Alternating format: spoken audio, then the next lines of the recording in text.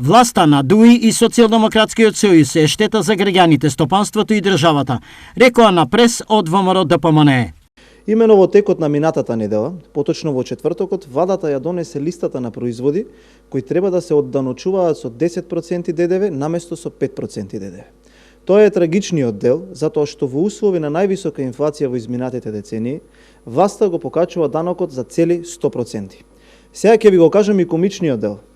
Во листата на производи што од денес ќе биде со 10% наместо со 5% ДДВ, се наоѓаат и прехранбени производи кои се со замрзнати цени до 30 ноември оваа година. Значи, министрите во неколку дена за едни исти производи ги замрзнаат цените, бидејќи се основни прехранбени производи, а во исто време ги ставија и на листа на луксузни производи. Има ли капетан на овој брод или сидрото силно влече напред, ама кон дното? Почитувани сограѓани, се обидовме да ги разубедиме колегите пратеници од СДСМ и ДУИ да не ги подржат измените на законот за додадена вредност предложени од владата, но за жал нивната волја е киднапирана од извршната власт.